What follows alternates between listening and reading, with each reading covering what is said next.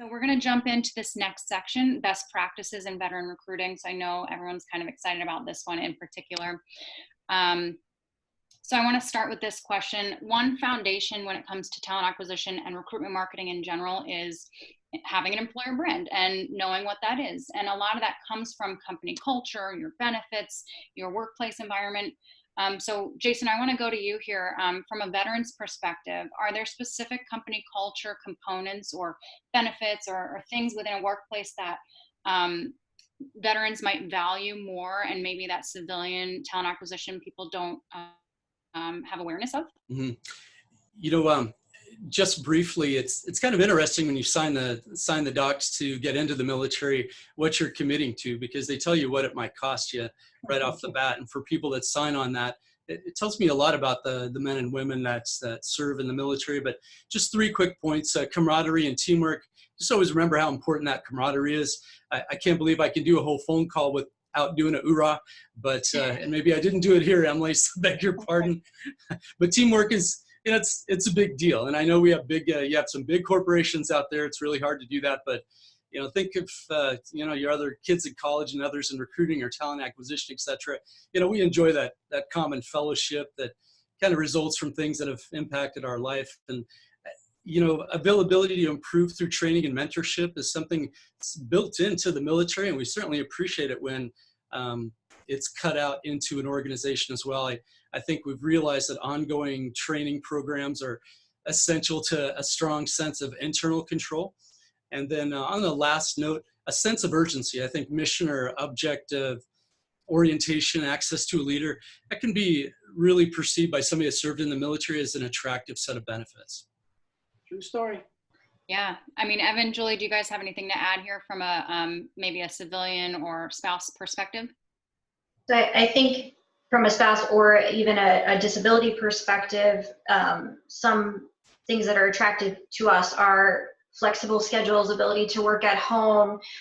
Those are things that are very important to me as a person with a mental illness. And so when I'm thinking about veterans who may be having kind of some PTS and all those kind of things that sometimes they do, creating a culture where they have that flexibility for a military spouse, the ability to work from home, obviously with relocation and those kind of things are critical benefits, but also the culture that I think the guys hit on really well is a clear career path and a clear ability to have an impact where they're working on the mission of the job is very important. And I think a lot of times that gets lost in our corporate fluffy talk. And it's hard for veterans or even people with cognitive disabilities who are used to very segmented, this is what we're doing, next, to kind of engage in that. And so to give them a clear understanding of what the mission is and a clear directive on how to get there without a lot of the flowery language is definitely things that we've seen in best practices and cultures that really work to integrate veterans who just want to be successful but need that clear language about how to do it. Yep. I'll just sum that up. Veterans, service members in the military, they're always learning, developing, and growing. When they transition out of the military, they want the same thing. And if you do that and invest, companies will benefit greatly by investing in their veteran employees rather than just, you know, oh, we hired 10,000 vets, that's great. But, you know, what does that growth look like for them internally? Yeah, definitely. And you want to, you know, walk the walk, not just talk the talk. So if you have this employer brand that is military friendly, you want to be able to showcase that as well. And I think that is kind of the next step of, you know, what people are challenged with in talent acquisition is not only that we have a military friendly employer brand, but then what do we do with it? How do we show that to the world in our recruitment and just in general? And I mean, there's a variety of ways you can do that. It's your career site or maybe a micro site. You know, messaging, as we talked about, maybe it's not flowery language, it's design. Evan, I want to come back to you here. What are some of the ways that you think that companies can do this really well and showcase that they are a military friendly employer? Yeah, you know, what I find worked well is when you aspire to something, right? So if you look at it, what does success look like when you think of building a military program and sort of work backwards from there? But what I find is if you thrive to, let's say, if you've never done this before, if you're a company that you know, beginning or have some play in the military space, is to be recognized for that. So, you know, aspirationally, you could try to become a top military friendly employer through the GI Jobs, or become a top employer through Best for Vets, and other accolades that you can get to show that, we've got some stuff here that we can be recognized for. And that goes a long way. And that's sort of the beginning, but it's not the end all. But the other thing to consider is building, when you talk about, brand clearly and authentically, there's nothing more authentic than when you actually engage at the ground level. So it's great to do social media. It's great to do all the bells and whistles and everything. But if you go to an event that Jasen's putting together, you can't just hand off a flyer and say, yeah, just go to our website. You got to do a little bit more. From a collateral perspective, if you're going to give something away, give a business card and then say, well, I'll see what I can do to help you. But the other part from a branding and being authentic is there are like several organizations that I've started to sort of build a military program. And that's by partnering with organizations like the Military Spouse Employer Partnership. There's one called the Employer Support of the Guard and Reserves. There is Marine for Life, Soldier for Life, right? Because these are organizations that exist to help you engage with the military community more directly, but you got to put in the effort, because authenticity will come through real engagement, that human to human connection, not just email all the time and sending jobs. You got to show your face at times. In the military community, those 4 organizations I just rattled off is a great way to start, to begin to put some pillars in building your foundation for a more sustainable program. Now, I'll kick it off to Jasen or Julie, but Jasen, I know you've got some interesting perspectives, having worked in this field, right? And still, I've known you for like close to 10 years now, but I'd be curious to know what your thoughts are in terms of what you believe is a better way to authentically connect with the military community versus all the technology that we can obviously, put into play. But to me, it's always been that one-on-one. Love to get your thoughts on that. Certainly magic happens for that. Our company's known for events that we do, but I don't know if most people know, it's just me speaking for myself. To me, it's just an excuse to put somebody that maybe hasn't seen the potential within the military to spend 4 hours with 100, 200, 300 military veterans. I think it's very cool to see them all together. Get out of your cubicle and see what kind of magic happens when you have some healthy experiences. There is a learning trajectory, I think, for some, and I think along with a good strong air game is a good strong ground game. I see probably one of the biggest challenges. Emily, I might be leaking into your subsequent slide, but sometimes what I see is we develop a great plan, but sometimes because of some lazy recruiting or sourcing efforts, it kind of dooms a well-meaning talent acquisition strategy. So, I encourage you to be wise about the people you choose to interact with the military veterans. So they look at the cues that we tee on. If you're sitting at your desk looking at your phone at an event, we're going to assume you're off duty, even though you're present. So just little things like that, you start to be a little wiser about. Plenty of smart people, just not always wise about their approach to this audience or other niches. Yeah. And Jasen, you did a little slide there, and I think that's what funny is, as we were getting registrants, the questions that were coming in were kind of in that direction. And it is, a big topic in talent acquisition of not just what can I do authentically, but also how can I truly get jobs out there and recruit talent. And most people want to know, what is the source, right? The silver bullet. And I think that's where sometimes, things get missed, is when you want to reach talent, it's not just about a single source, right? It is that full strategy. And I think, that's a matter of also understanding your goal. Are you trying to get awareness of your employer being military friendly? That's a different campaign, a different strategy, a different goal. And you have to measure that differently, right? It's not going to have the same success metrics. It's going to cost different things. So I think it's really a matter of, understanding that it's not a single source. It's a variety of things. But I know we talked a lot about this as a group. And Julie, you had some really interesting insight on this in particular. Sources are great. We have to have a lot of different sources to get both the quantity and quality of talent that we need for any group of job seekers.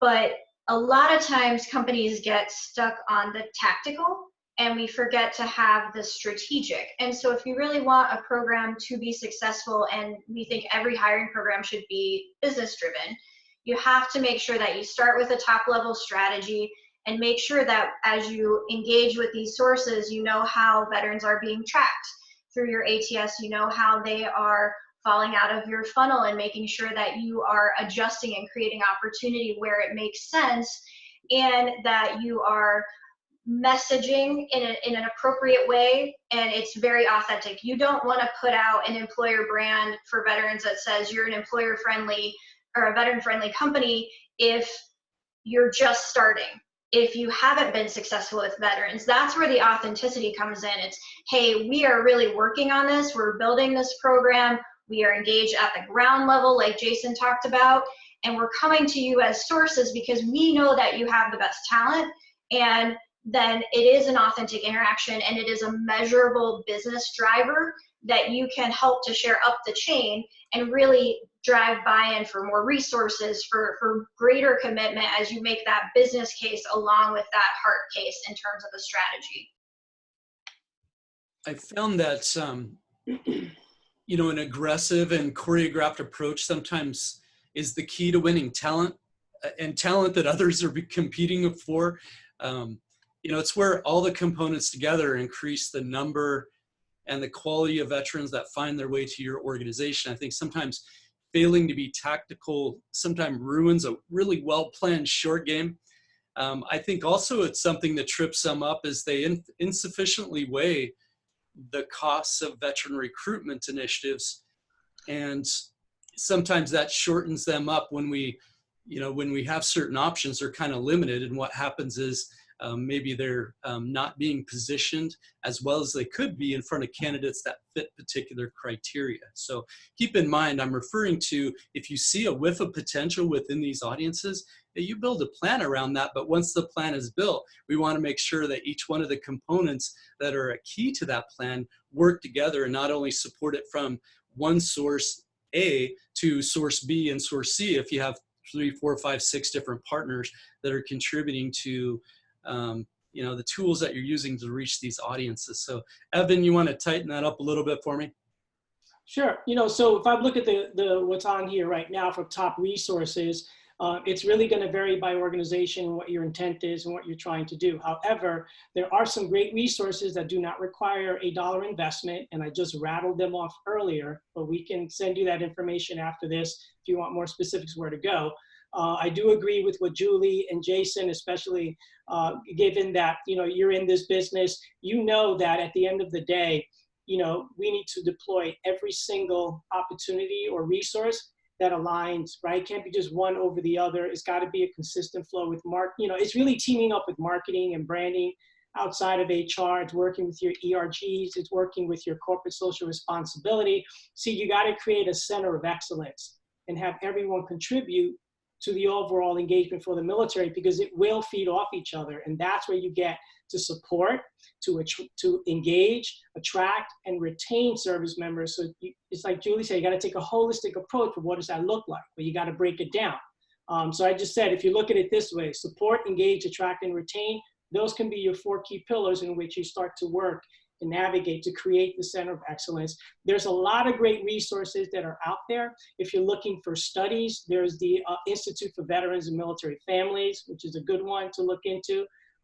There's other resources I would recommend, but you can Google this and you'll find a lot of stuff out there, to be quite honest with you, because there is a lot. But you got to pick and choose what's relevant for your business, your industry, and the type of business you are. So let's face it, some companies don't have a big budget.